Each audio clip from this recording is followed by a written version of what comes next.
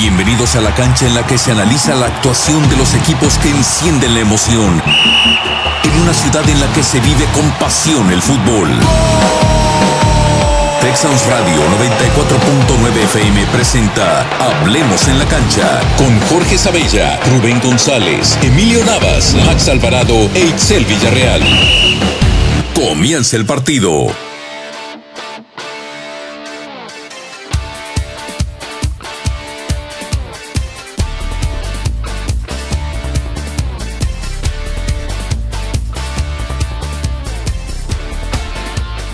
Hola, ¿qué tal? Muy buenas tardes, bienvenidos a lo que es su programa Hablemos en la Cancha. 1:30 de la tarde, le está hablando Max Alvarado. Y el día de hoy nuevamente estoy de manteles largos porque me acompaña mi buen querido amigo, un gran reportero, una persona que lleva mucho tiempo en los medios. Desde TUDN nos acompaña el buen Carlos Morales. ¿Cómo está todo? ¿Qué tal, Max? ¿Cómo están, amigos? Aquí y con un placer estar con ustedes para platicar de qué todavía no sé, pero bueno, vamos a darle, que sea un ratito ligero. Te trajeron así con engaños aquí a Pica Morales. Vamos a ver de qué vamos a hablar.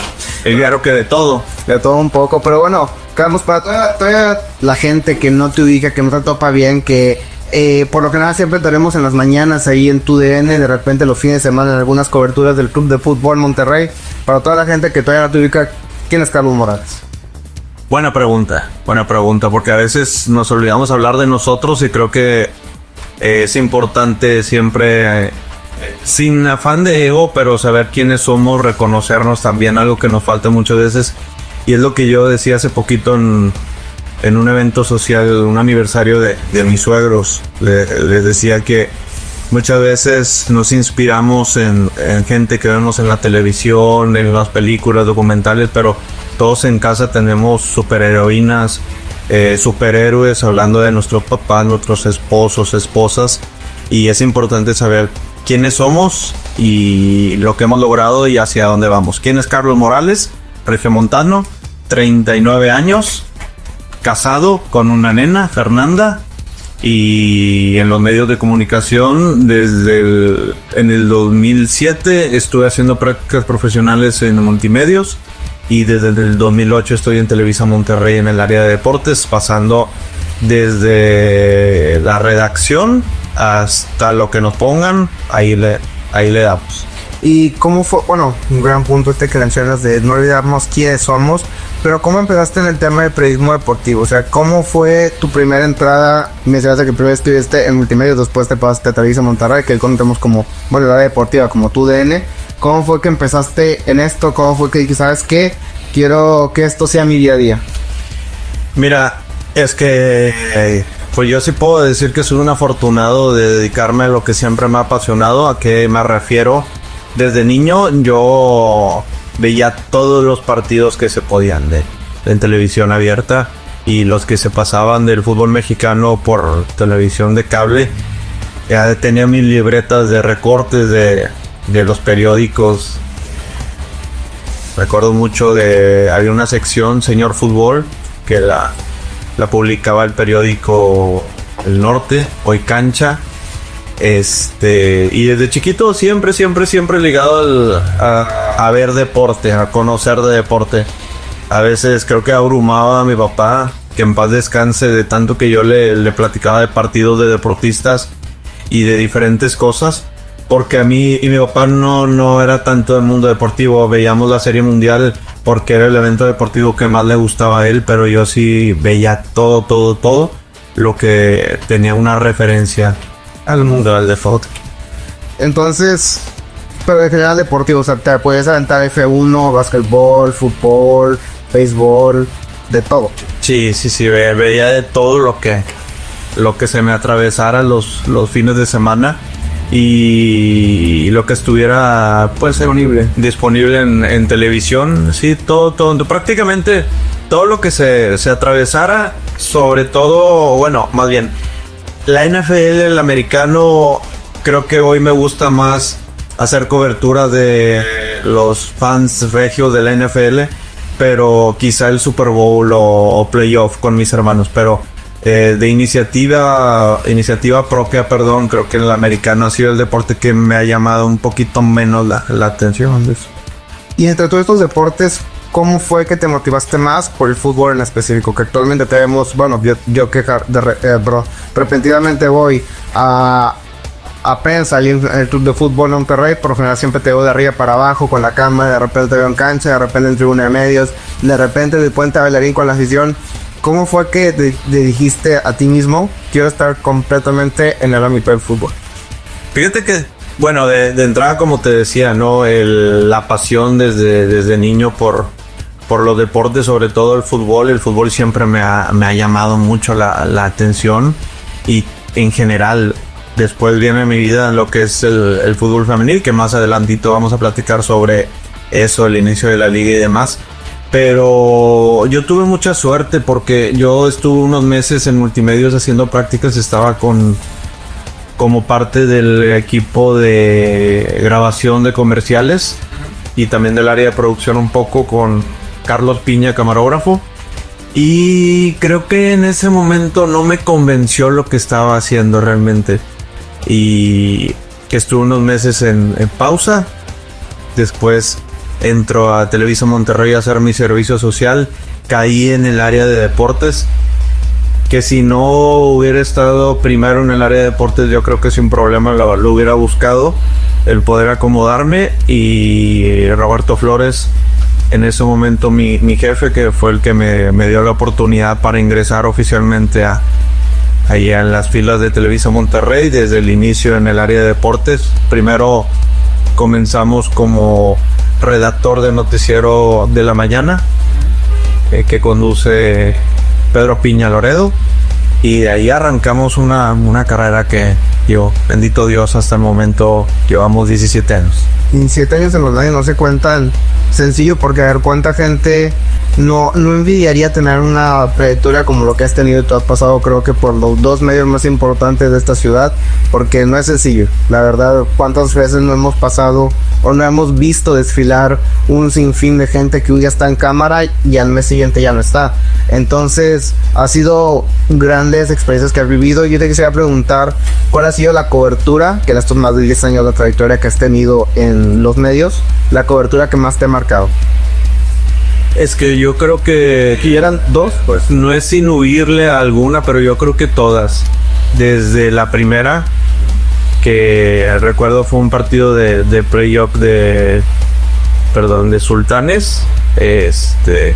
Al momento de cerrar el reportaje, que aunque mi participación al cuadro iba a ser grabada de esos nervios especiales, hasta la última, que fue un partido de los Rayados, en donde como cada partido tiene su toque especial. Entonces, pero ha habido una infinidad de anécdotas, el poder entrevistar campeonas de los dos equipos locales femenil, de los equipos varoniles también, de Auténticos, de los Borregos Salvajes, sobre todo esa efervescencia de poder obtener la mejor declaración. Recuerdo mucho, y son cosas que se dan en momentos, Tigres femenil campeonas, y yo estaba esperando para entrevistar a Jackie Ovalle, y yo veía que una pareja estaba muy a la espera de ella. En segundo les pregunté que si eran sus papás, porque algo a mí me decía, pues va por ahí, y me esperé a la entrevista con Jackie Ovalle y primero entrevisté a sus papás. Después, en plena entrevista, se une la jugadora y ya trae un ángulo diferente, y además lo hice yo solo. Digo, fue algo que se me apareció en ese momento y lo pude manejar como una nota aparte del mismo partido, de ese momento que se estaba celebrando un campeonato más de Tigre femenil. Y de esas, muchísimas. Pero siempre es importante a lo mejor no tener solamente una, disfrutar cada proceso, cada evento que se te parece, porque si siempre estás buscando, no sé, ir a la final de fútbol y te toca cubrir la final de la UNEFA y tú tienes tu foco en el fútbol, dejas de disfrutar. De cualquier cosa hay que hacerlo de la mejor manera y disfrutarlo al máximo. ¿Y qué crees que es lo que ha cambiado más en Carlos desde esa primera cobertura a la última que has hecho? ¿Qué es lo que sientes que ha cambiado más? ¿Cómo te ves? ¿Cómo, si pudieras hablar con ese Carlos que apenas está empezando, qué te gustaría decirle? Ay, mira, yo le diría que se quitara esos 5,000 kilos de nervios que tenía en ese momento, no de peso, o sea, de nervios. Pero creo que no sería lo mismo, porque sin ese momento de nervios no sería lo que es ahora Carlos Morales. Creo que ahora soy un reportero más seguro, más consciente de a veces lo que preguntas, ya sea en una entrevista mano a mano o en una conferencia de prensa. Digo, yo creo que es seguridad, pero eso lo vamos forjando con el pasar de los eventos, de los años y demás. Un día, digo, te platico uno bien rápido. En ese momento había un compañero que cubría Tigres y un compañero que cubría Rayados cuando fue la final regia del 2017. Y ellos tuvieron que salir el día de medios a la fachada del hotel para hacer un enlace en vivo para nuestro noticiero. Y en ese momento estaban hablando los jugadores, entonces siempre es importante que el medio a que representes se escuche. Y yo tenía a mi lado a los reporteros y conductores que desde niños los estaba viendo. Y si te dices por dentro, vas con esto, seguro, porque estás con unos monstruotes de colegas, compañeros. Y ya, van a mostrar siempre seguridad y darle para adelante. Y si un día te equivocas, aprender del error y sobre todo no quedarte en el error. Pasó, que no te cueste mucho salir de ese error y darle para adelante siempre. Muy bien. Me recordó la vez que Dominic Torres me regañó por preguntarle si meter a Vitinho, ¿no? Quisiera preguntarte algo. También porque que si es de allá para acá, que sea de aquí para allá. ¿Tú qué aprendiste?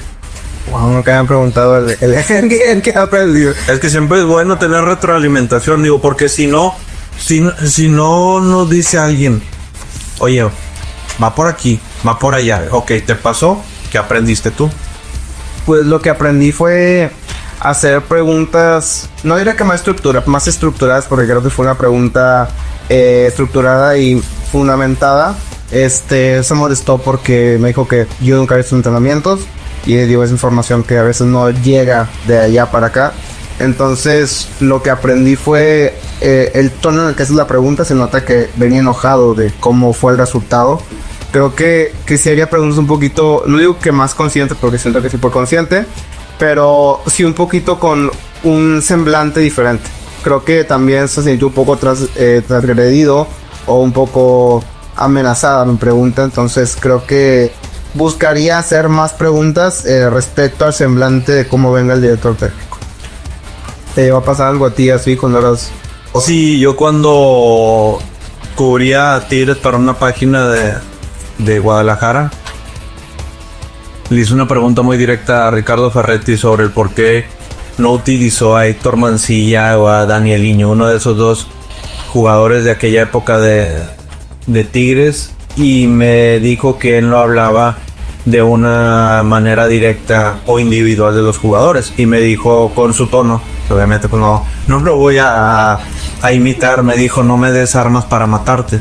Ya después algunos compañeros sí me explicaron que él no se manejaba hablando directamente de cada jugador, a menos de que fuera un caso especial. Y ya de ahí para adelante pues me quedó como una buena experiencia. Sobre todo Ricardo Ferretti, un técnico que intimida mucho. Creo que ahí mostré desconocimiento del entorno, mas no me puse nervioso. Digo, ya cuando me dijo no me des armas para matarte, y luego se rió, como que ya se sorteé. Si había un poco de tensión, ya que vi que bromeó con eso y reconoció que yo no iba tanto en ese momento en las conferencias, como que fue ahí te va como consejo. Ok.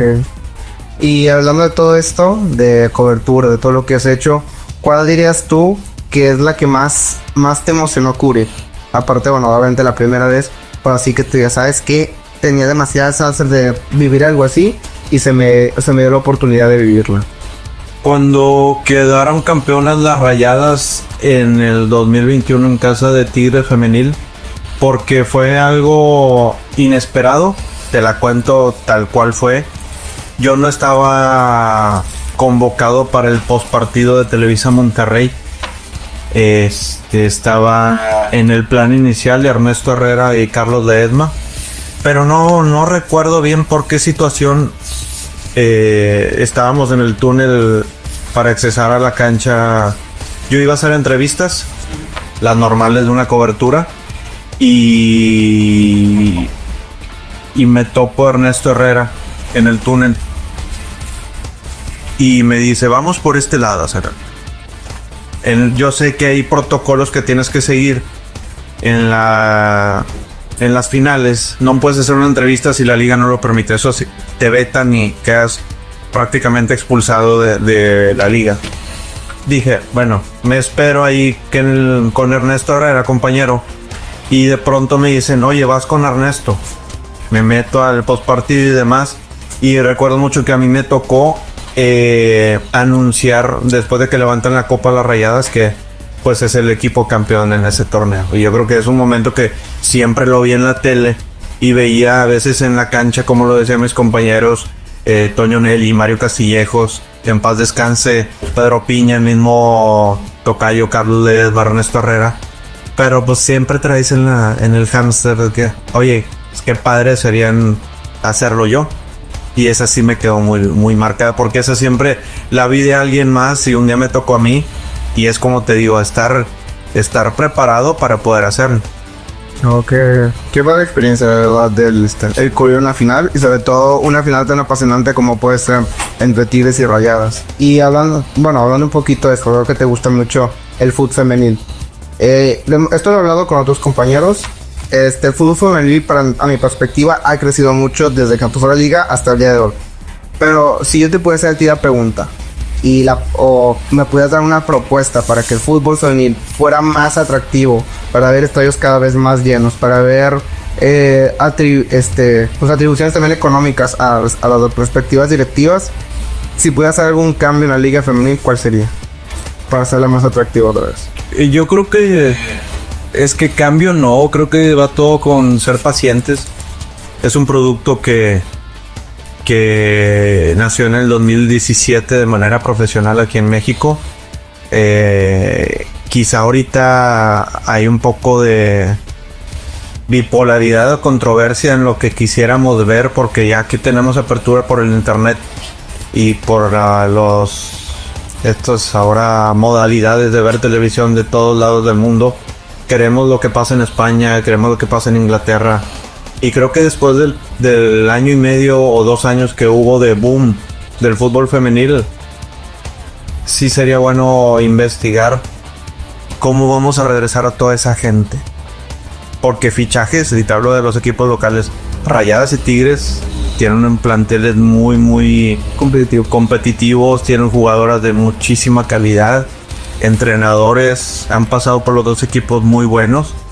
Nada más sería ver cómo encontrar la fórmula para hacer que el producto sea siendo atractivo, porque también lo ves en los precios de los estadios, no es tan caro como el fútbol varonil. Siempre dicen que siempre son odiosas las comparaciones, pero a lo mejor también sería un buen tabulador la misma gente. ¿Por qué dejaste de venir? ¿Qué ya no te ha parecido tan atractivo?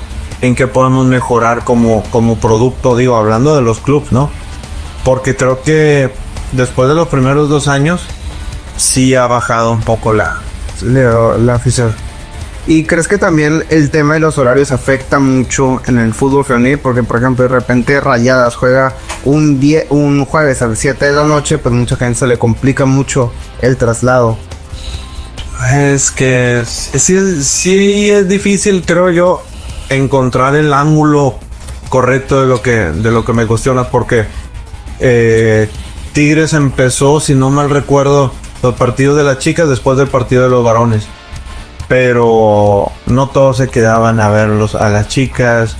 Después se han modificado los días, como bien lo dice, las horas. Por ejemplo, Rayadas también tiene esa cuestión de los horarios no tan fijos, pero después te enteras que no es por los equipos, es por la liga. Yo en su momento le preguntaba a parte del club Rayadas que por qué no se hacía más temprano cuando hay partidos a las 9. Y me comentaban que no depende totalmente del club, porque hay que recordar que de 9 a 11, el transporte, la seguridad. Y recuerdo mucho que, digo, sin entrar a fondo en otros temas, fue por los tiempos de cuando tuvimos estos 2 casos muy marcados de 2 chicas que fueron violentadas. Cuando yo pregunté eso al club, porque al final de cuentas terminaba muy tarde los partidos, 11, en lo que sales del estadio 10, 15 minutos, si hay vialidad complicada o no, y el simple hecho de que sea tarde, pues es un tema muy complejo. Yo creo que, pues sí, se afecta un poco para el aficionado, pero creo que también tiene que ver un poco con el interés, porque a ver, cuando Tigres o Monterrey de repente tienen estas dobles jornadas que juegan un miércoles a las 9 de la noche o un viernes a las 7 p.m., pues vemos estadios completamente llenos también. Entonces creo que el tema de los horarios en la Liga MX femenil, pues aparte de que afectan, creo que también tiene que ver un poco con el interés del aficionado. Sí, porque mira, en otra cuestión que también es bien importante, porque en algún momento los clubes quieren ser autosuficientes. En lo que es los patrocinios, ya vemos marcas exclusivamente en los jerseys de los equipos femeniles. Creo que la cuestión de las directivas han hecho muy bien su trabajo.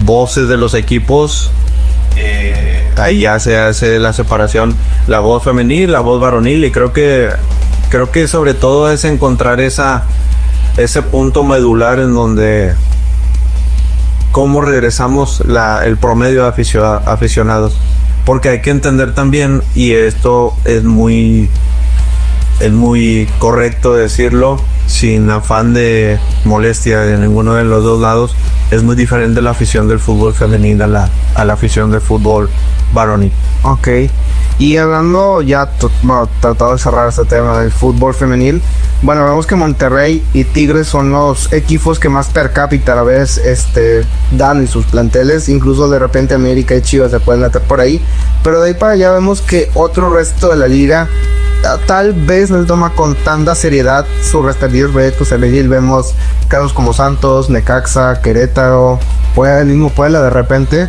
que no toman con tanta seriedad estos proyectos.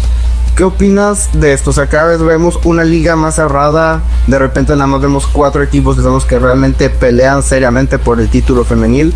¿Qué opinas de esto? ¿Por qué crees que muchos directivos no se toman con tanta seriedad el producto del fútbol femenil? Es que creo que desde el inicio de el que los obliguen, porque están obligados los equipos a tener un equipo femenil. Recuerdo mucho el caso de Necaxa, venía a jugar contra Tigres femenil y el autobús se les descompuso en el viaje.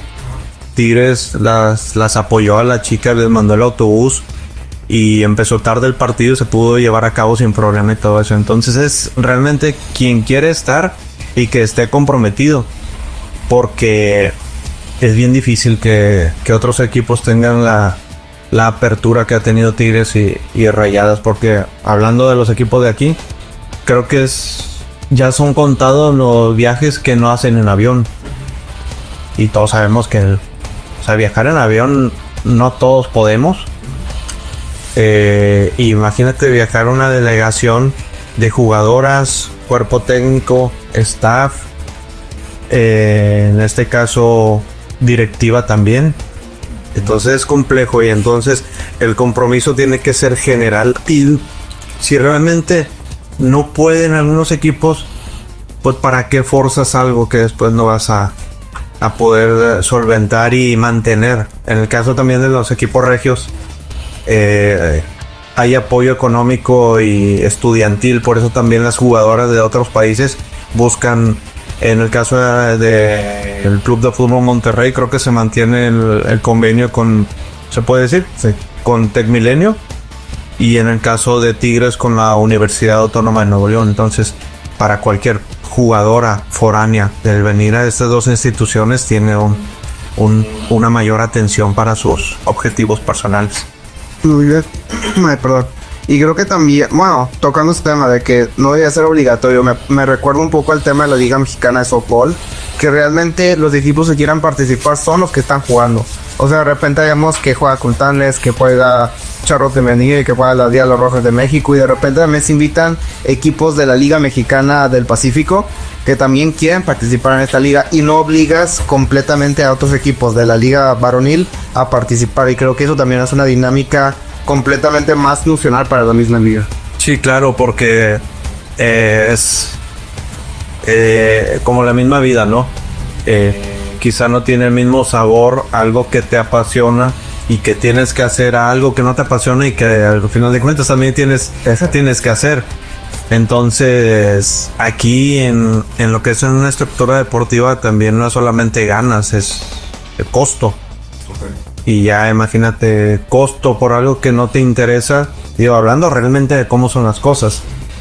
Recuerdo mucho el caso de, me lo platicó en una entrevista, Balbina Treviño, arquera, que era bien complicado ver cómo sus compañeras en Necaxa, cuando tenían días de doble sesión, es que no puedo realmente, o sea, no puedo por el transporte. O sea, o pago el de la mañana o pago el de la tarde, pero no puedo. O vengo los dos, pero no tengo dinero para un bote de agua. Y también este tema es muy complejo. Entonces realmente también la apertura de la liga, no obligues a un equipo si muy apenas puede quizás solventar el compromiso económico de la Liga MEC. Y a lo mejor hay un equipo de la Liga Premier, Liga de Expansión, de la misma... que esté ligada a la misma Federación Mexicana de Fútbol de otra categoría. Oye, yo sí puedo, quiero tener mi equipo femenil. Pero creo que todo es cuestión de transparencia. Pero bueno, nosotros tenemos que ir rápido, un pequeño break. Vamos a estar en el segundo tiempo de este espacio con el buen Carlos Morales. No se desconecten de sintonía de Texan Radio.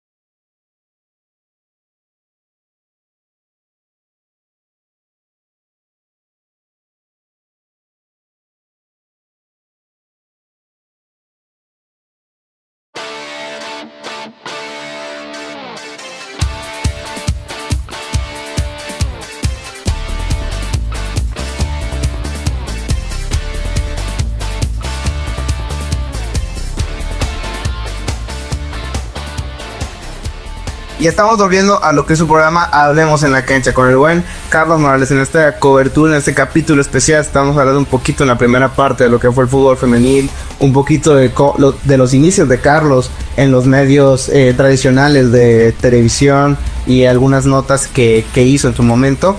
Y ahorita hablando, ya cerrando el tema del fútbol, yo te quisiera preguntar a ti, Carlos, ya que eres un gran aficionado a este mismo deporte, ¿cómo ves la Liga MX al día de hoy? Bien, creo que ha sido duda es hacia acá, ¿verdad? Es atractiva, yo creo, para ya jugadores internacionales. Lo hemos visto en los últimos bombazos, el de Ángel Correa, lo que pasó en el Aeropuerto Internacional de Monterrey. Seas aficionado de cualquier equipo, es algo impresionante lo que pasó cuando llegaron algunos refuerzos de los Rayados. Yo te puedo decir que prácticamente hace unos años, cuando llega Vincent Janssen, yo hubo unos segundos entre todo el borlote que no supe cómo me moví unos centímetros en lo que se armó el despapalle ahí en el aeropuerto.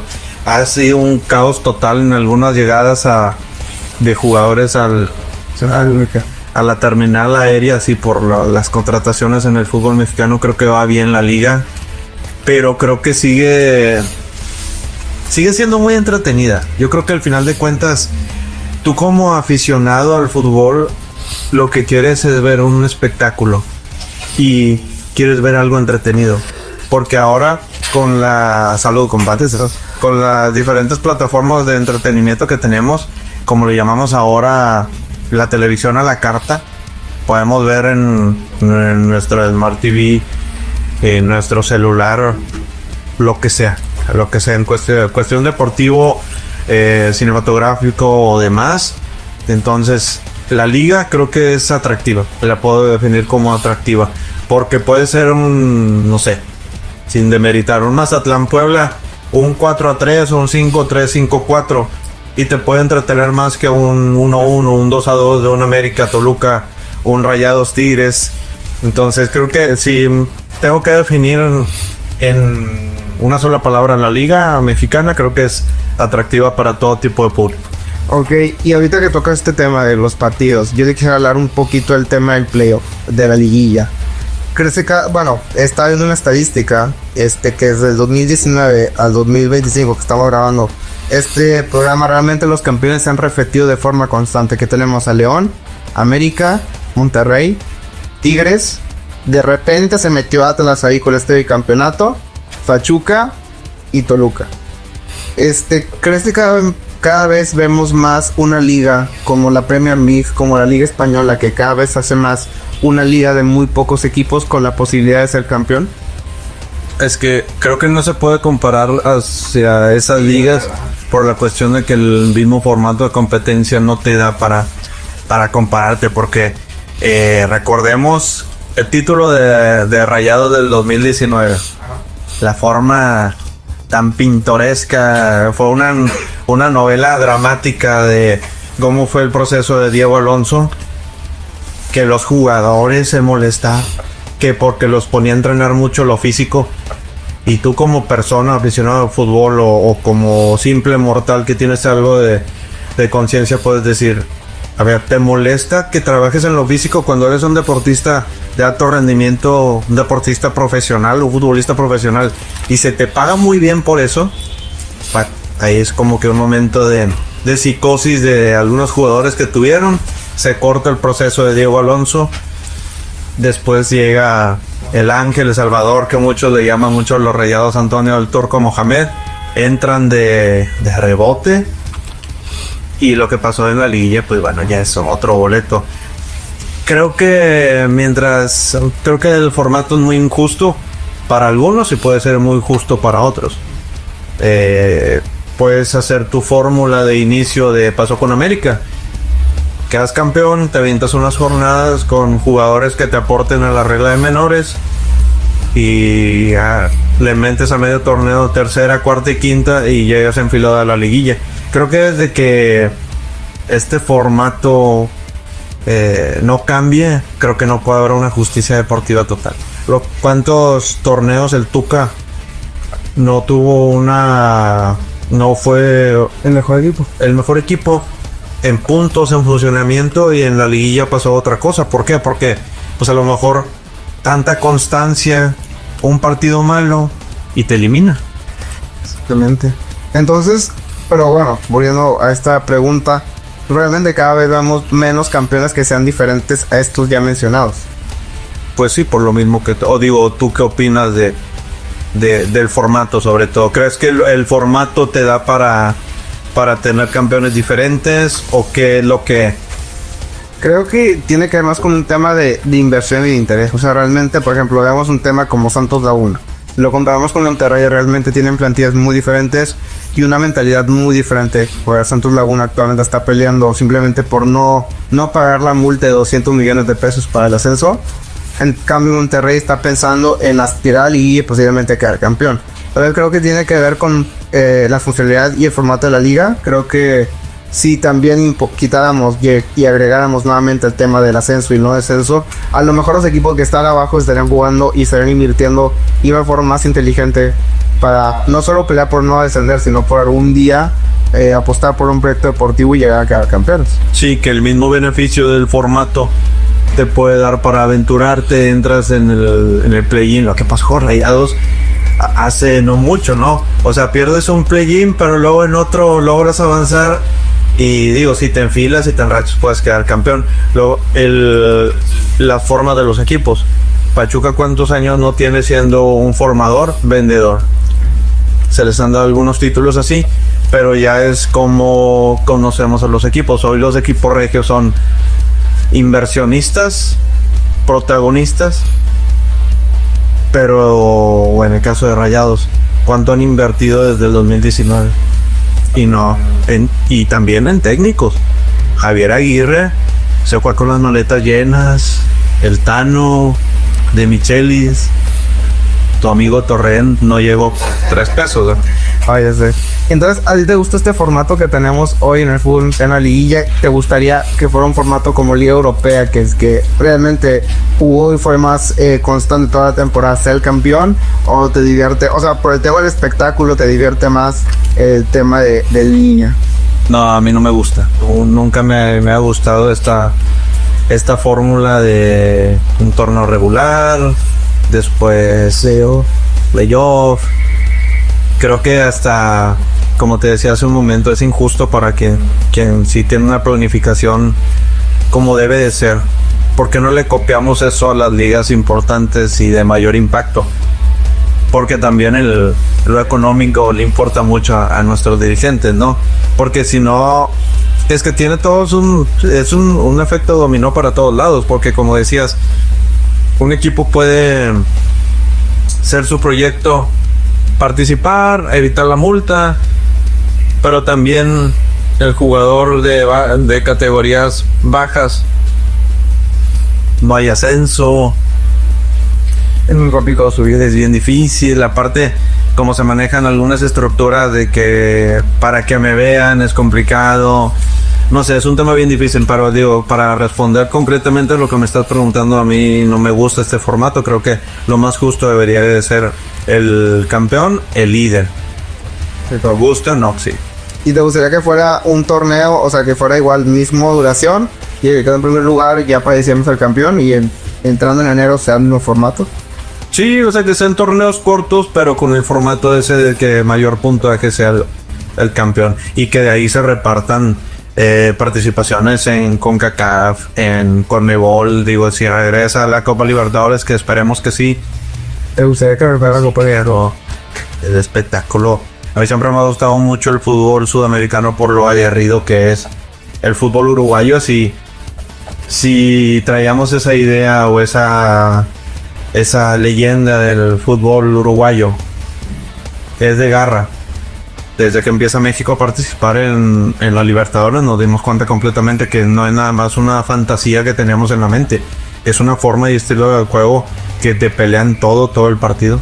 El ambiente, la final de la Libertadores, Tigres River, cuando sale Tigres y cómo lo recibe la afición, que se aprendió mucho acá de este estilo. Por ejemplo, ¿a ti te gusta el protocolo de la Liga MX cuando salen los equipos? A mí no, porque la localidad creo que se pierde un poco. Ya puede pasar por la... Claro, que pues primero salió un equipo y luego salía el equipo local. Ya. No me gusta. Que salgan así juntitos, no me gusta. Creo que también hemos perdido mucho color en la liga, eso es lo que es un hecho. Creo que cada vez vemos aficionados un poquito más interesados en algo que ya no está que ya no pasa tan poco dentro de la cancha. No sé si tú has notado eso, ¿verdad? Siento que el aficionado nuevo del fútbol mexicano como que va a otra cosa. No sé tú que estás más en contacto. Es que creo que todo se conjunta a lo para bien o para mal en lo económico. A mí me tocaron épocas en los dos estadios en donde, no sé, para un clásico, para una liguilla, tenías que llevar contraseñas de boletos de partidos anteriores para poder tener como que tu oportunidad de ir a un partido de liguilla o a un clásico. O antes se vendía por los equipos un free ticket, 2 partidos anteriores y el clásico. Y quedarte, bueno, yo que siempre fui de ir a los dos estadios, quedarte a dormir en los dos estadios era una chulada. Yo vi que en algunas ocasiones hacía reportajes sobre eso, era una aventura. La señora llegando con taquitos caseros, se armaban las retas, el ir con tus cuates, algunos que tenían la oportunidad llevaban televisión o llevaban el PlayStation, no, era una chulada.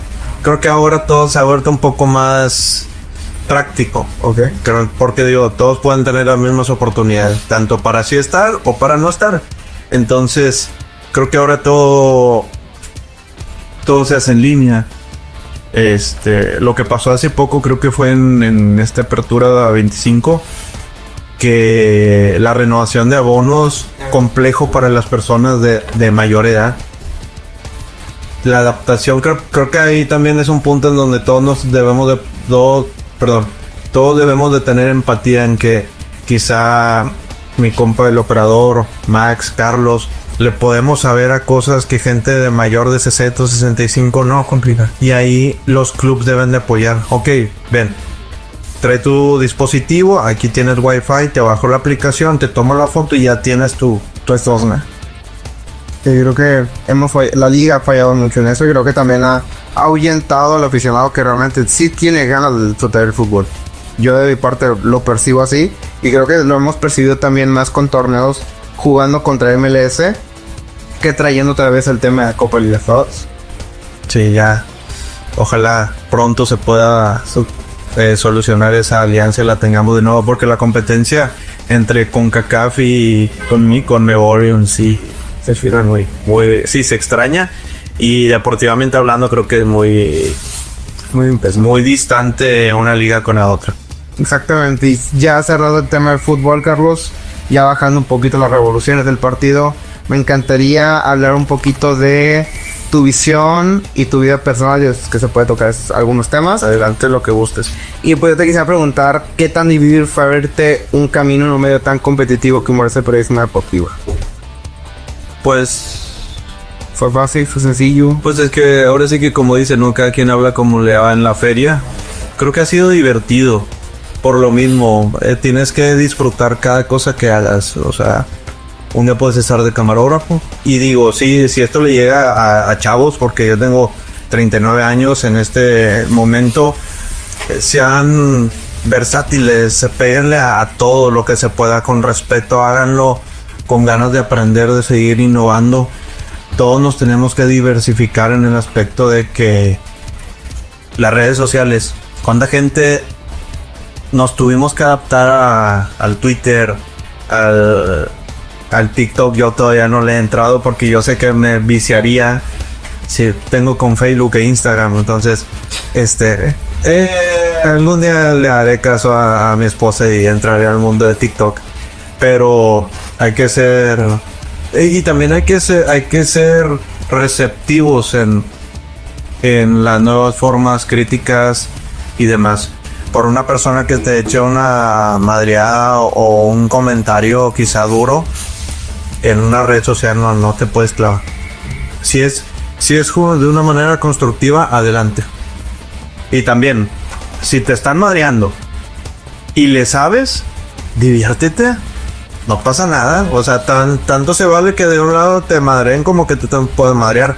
En el sentido, con todo respeto a que pues, no somos nada más escudos. También podemos echar algún tweet que pueda generar alguna interacción divertida. Entonces, no fue tan complicado para ti abrirte un camino en el ámbito del periodismo deportivo. No, fue divertido, con sus altas y con sus bajas. Todos tenemos altas y bajas. Todos tenemos momentos que nos marcan para bien, para mal, pero de todo tienen que aprender. Tenemos que aprender siempre de todo. No comprendemos muchas cosas hasta que no las vivimos. Por eso te decía al inicio de esta plática, que el error no te marque. ¿Complejo? Lo es. Pero es más complejo vivir en el error. Entonces, procurar que el error no nos marque, y vivir en ese error. También a veces nos quedamos como que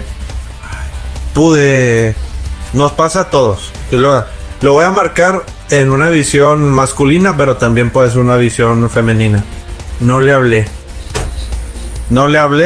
y puede ser el amor de tu vida, puede ser. No sé. Si le hablaste, acertaste quizá, o a lo mejor tiene novio o no, pero ya pasó. A lo mejor al siguiente día puedes enviar ese correo, puedes hablarle a esa mujer, hombre, puedes decirle a un compa, ¿sabes qué? La regué, disculpa, y ya. Una cosa. ¿Cómo lo conceptualizo? Lo que me preguntas, mi proceso ha sido divertido. Ya. Qué padre que es ya has encontrado una forma, pero sobre todo siento que no has dejado de ser tú en ese proceso. O sea, no te fue moldeando tu personalidad, sino que tu persona se fue adaptando a estos espacios.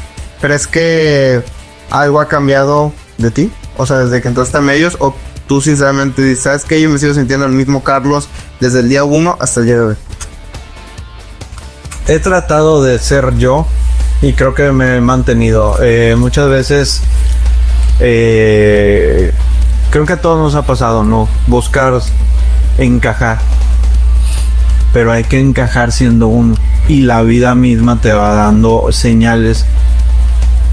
No es por ahí. Tienes que lidiar. No es por ahí.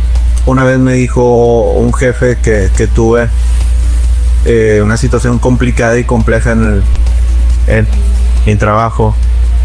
Me dijo, tienes que aprender a lidiar con todo tipo de gente. Entonces, es una realidad. Tienes que aprender a lidiar con los que te caen bien, con los que te caen mal, con los que simplemente son compañeros de trabajo. ¿Viste? Digo, en la familia hay personajes con los que te llevas diferente.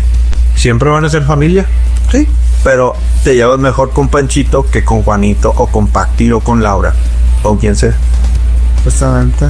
Y wow, Carlos, si tú pudieras darle un consejo hoy a alguien que se quiere dedicar al periodismo deportivo, ¿qué le dirías? Sean valientes, resilientes, diviértanse y disfruten el proceso. Hay gente que puede estar muy rápido donde tú quisieras estar, y a lo mejor a ti te cuesta un poco menos o más llegar a tu meta. Pero no decaigas. No desistas. No desistas.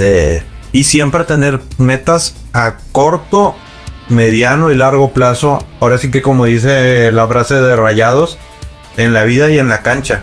Porque todo es un camino que nosotros mismos forjamos. Porque hay que recordar, y esta lo vi en un video en Instagram, no me acuerdo quién lo dijo, que estás donde estás por las decisiones que tú tomaste. En el trabajo, en la vida, en pareja. Tu novela, tú mismo la has escrito. Hay novelas que se tardan más que otras en llegar a un final bueno, malo, trágico, ¿no? Y recordemos, porque pues, un boom en series fue la de Chespirito. Más allá de lo polémico o no, el personaje fue Chespirito, reconocido hasta más de los 40 años. Entonces, luchen, sean fuertes, no decaigan, sean persistentes, resilientes. Yo creo que no le puedo dar otro consejo a a la gente que no sea ese.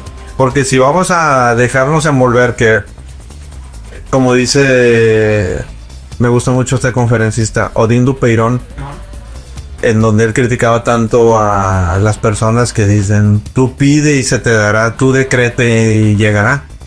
Sí, pero no te quieres sacar los 400 millones de pesos de la Lotería Nacional si no compras boleto. O sea, para merecer hay que hacer.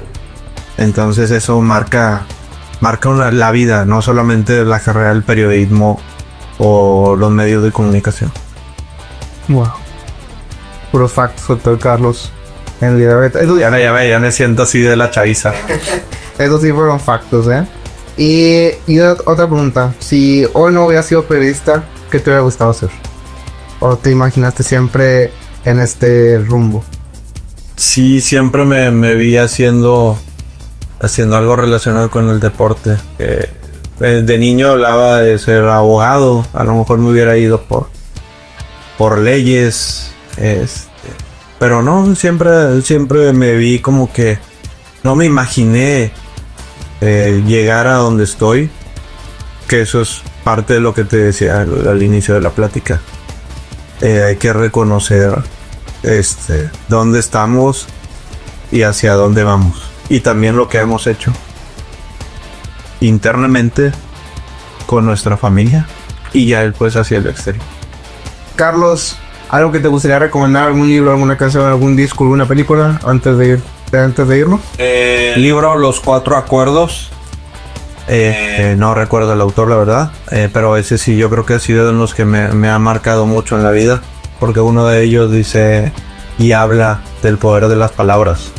Habla de el poder en sí, lo que dices, cómo lo dices y el compromiso con que lo dices. Películas, muchas relacionadas con el mundo de los deportes. Gol. Todas. Y a mí me matan las que hablen de los papás. Como ya no tengo el mío, cualquier película que hable de los espacios me mata. Sí, pero bueno. ¿Tus redes sociales en tu dimos, Carlos? Pues la cosa que no te ubica, te siguen. Es Twitter, que ahora es ex, creo. Ya ven, sigo siendo un señor. Es C. Morales Cerrato, así, sencillito. Y ya, por ahí me pueden seguir. Y en Facebook tengo una página que casi ya no le he movido. Con mi nombre, Carlos Morales. Y lo que gusten, ahí andamos. Digo, no publico mucho en Facebook, pero sí contesto. Muy bien. Instagram igual, ¿no? Carlos, Seguro ese rato, sí, pero ese es un poco más demo familiar. Okay. Bueno, yo soy Max Alvarado, me pueden encontrar en todas las redes como en Instagram como @MaxALV, en TikTok como Odayar949. Estaba escuchando Texas Radio. Muchísimas gracias al buen Carlos Morales que ya hoy nos acompañó, a Jairo de los controles, y no se despida, que su vida siga siendo un golazo. Muchísimas gracias y nos vemos muy pronto. Adiós.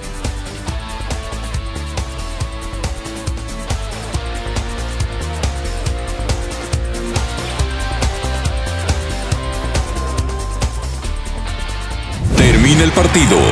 Te esperamos el próximo martes en punto de la 1:30 de la tarde. Texans Radio 94.9 FM presentó Hablemos en la Cancha con Jorge Sabella, Rubén González, Emilio Navas, Max Alvarado e Itzel Villarreal.